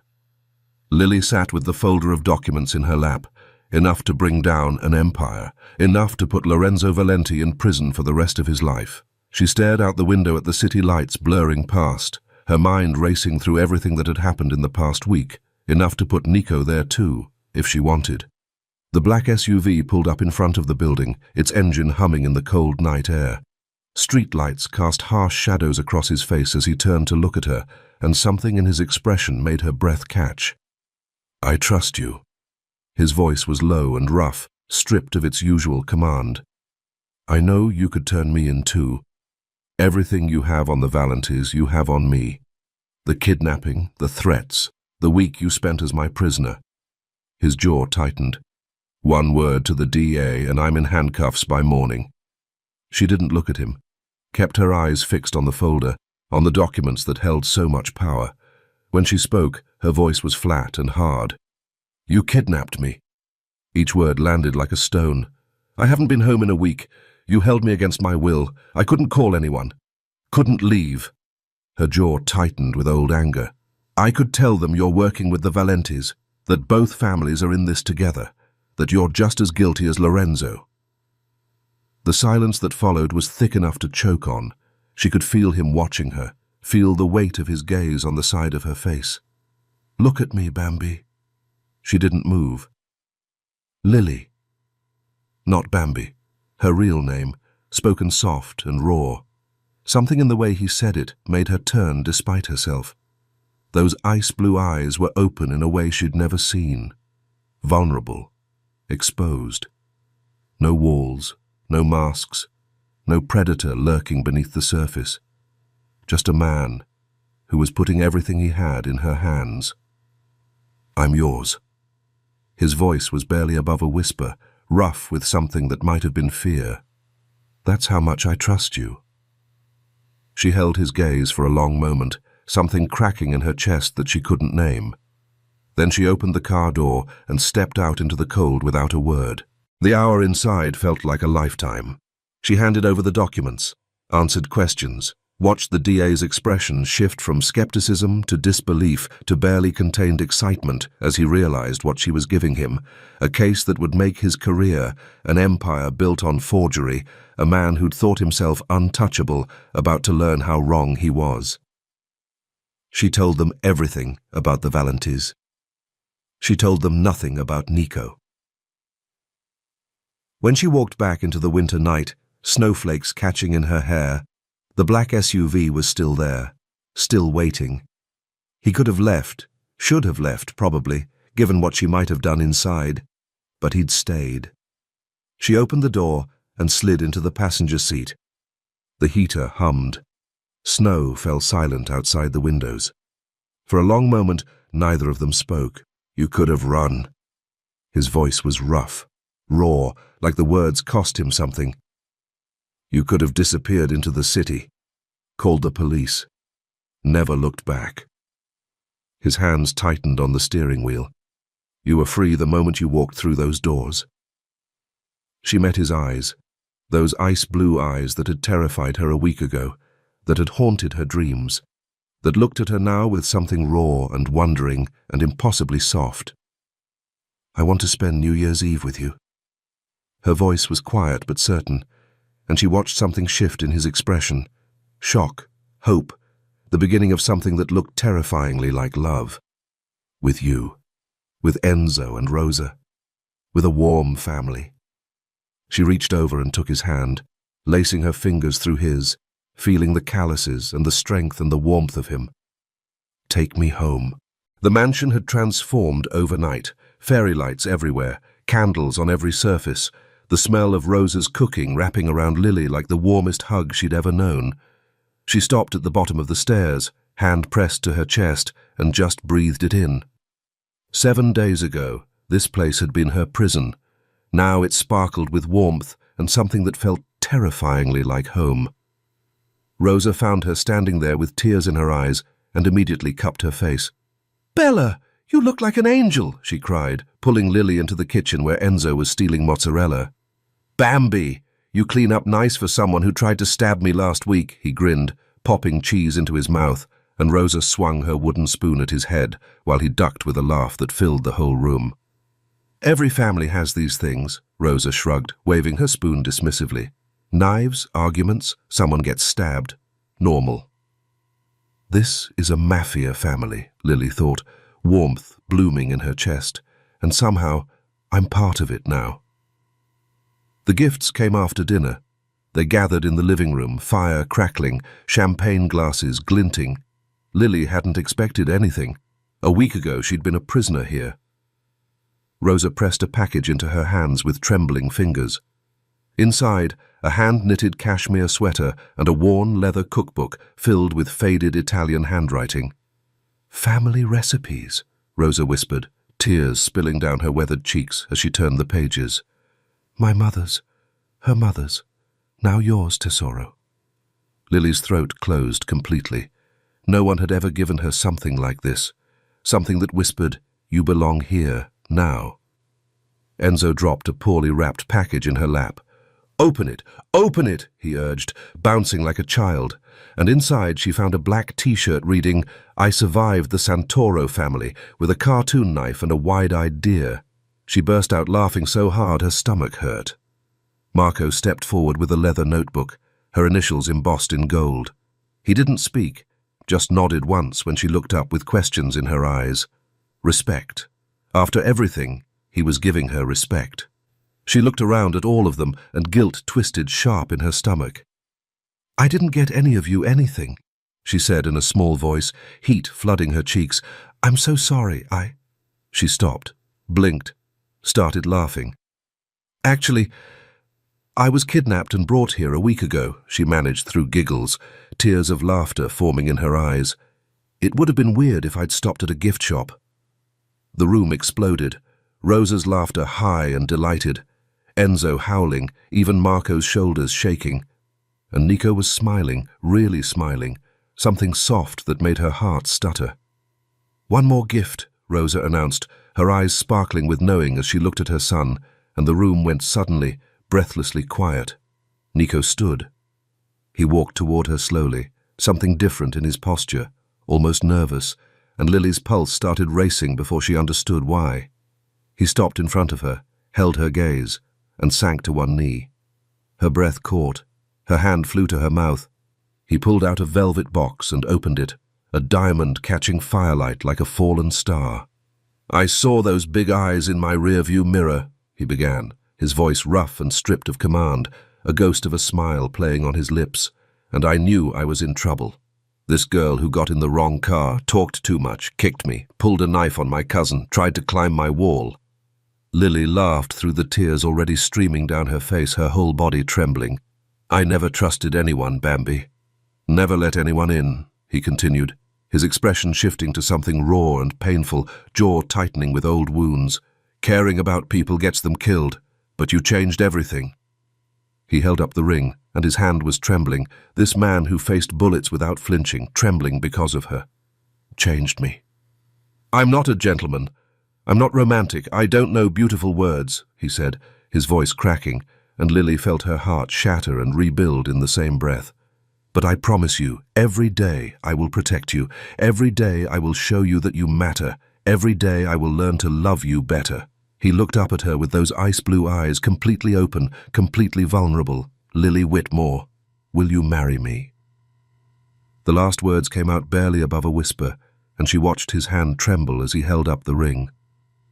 She couldn't breathe, couldn't think, could only stare at this man who had kidnapped her, threatened her, kissed her like she was oxygen, and somehow become her home. "A week ago, I got into the wrong car thinking it was my Uber," she whispered, her voice breaking as tears fell freely. 10 seconds before that, I was standing on a frozen sidewalk feeling sorry for myself because I was so alone." She reached down to cradle his cheeks, thumbs brushing his cheekbones. "When I got into your car, I thought my life was over." A sob escaped her throat, but she was smiling through her tears. "But life is strange, Nico. So strange. I never imagined that the wrong car would give me a family, would give me love, would give me you." Her whole body trembled as she looked into those ice-blue eyes. "Yes. God, yes. I'll marry you." He slid the ring on, perfect fit, and then he was on his feet, lifting her, spinning her, his mouth finding hers while Rosa sobbed and Enzo whooped and Marco actually clapped. "Bambi Santoro," he murmured against her lips when they finally broke apart, his voice reverent and possessive all at once. I like the sound of that. She went to her room at midnight, still floating on champagne and happiness. The door opened behind her. Nico filled the doorway, eyes dark with hunger, and he crossed the room in 3 strides and pulled her against him without a word, kissing her like she was the only thing keeping him alive. "My future wife," he growled against her lips, and heat flooded her entire body as her knees nearly buckled. She kissed him back desperately, fingers fisting his shirt, body arching into his. A week of almost, of dreams that left her aching, all crashing over her now like a wave. He lifted her effortlessly and carried her to the bed, laying her on silk sheets with a gentleness that contradicted his burning eyes. His body covered hers, and she could feel every hard line of him. "Nico," she pulled back, breathless, heart pounding against her ribs. "We don't know each other that well." "We will," he promised against her neck, kissing her jaw, the spot behind her ear that made her gasp. "Every day. For the rest of our lives." "I'm never quitting my job," she managed, as his hands slid under her shirt, the words fracturing. "I'm a lawyer." "I'll build you an office," he murmured, fingers tracing her ribs. "Best in Manhattan, your name in gold." "My friends stay in my life," she gasped, as his thumb brushed her breast. "You can't forbid." He silenced her with a kiss so deep she forgot her own name, and when he pulled back, his eyes were burning. "No more talking, Bambi," he commanded, his voice gravel and smoke. "Focus on my hands, my mouth, what I'm about to do to you." "Nico," she trembled, vulnerability cracking her voice open. "I've never done this before." Something tender broke through the hunger, and he cradled her face with impossible gentleness. "Give yourself to me," he whispered, lips brushing hers like a prayer. "Let me show you what love feels like." He undressed her slowly, reverently, his mouth following his hands, shoulders, stomach, hips, until he reached her underwear and stopped. Black lace. A slow smile spread across his face, and he looked up at her with those burning eyes. "I told you 3 days ago this moment would come," he murmured, fingers tracing the edge of the lace against her hip. "You wore it for me."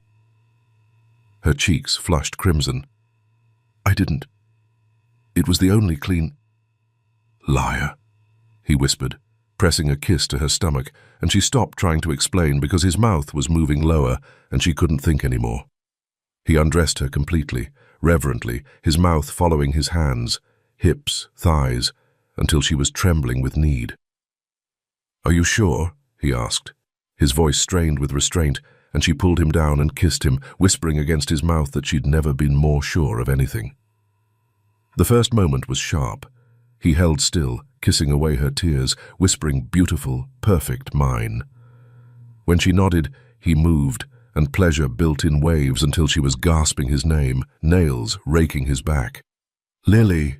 "You're mine," he groaned against her neck, and when they shattered together, something shifted inside her, like coming home after 24 years of being lost.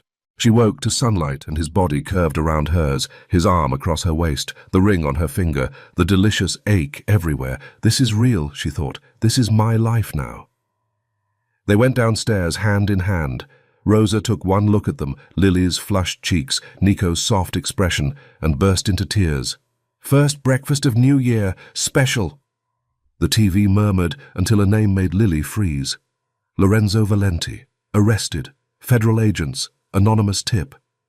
"It worked," she breathed, turning to Nico with fierce triumph blazing in her eyes, her whole body electric with victory. "It actually worked." He pulled her close and kissed her forehead, telling her that she had done this. She had brought them down. Enzo stumbled in, hair a disaster. "After 14 years, he said, collapsing into a chair with disbelief written across his face. "It's over." Rosa crossed herself, crying. This wasn't just business. This was a wound finally healing. Breakfast was the happiest meal Lily had ever known. Enzo came back from the front door with a strange grin. 5 families outside. Rossis, Mancinis, Morettis, Lombardis, De Lucas, he announced, pausing for effect. They want Lily as their lawyer. Nico's expression went cold. He stood, pulling Lily against him. "Tell them my wife is not a mafia lawyer," he said, steel in every word. "She's my lawyer, only mine." Lily raised her eyebrows at him. He sighed. "And her other clients, non-mafia. Regular people," he added, jaw tight. "She's not getting involved in this world." "You won't allow it?" she asked, challenge flickering in her eyes. "I'm protecting you," he said, cupping her face, his expression softening. "I know you can protect yourself, but let me anyway, please."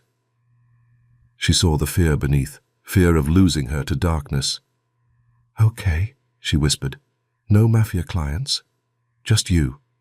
He kissed her soft and sweet, and Rosa started crying again.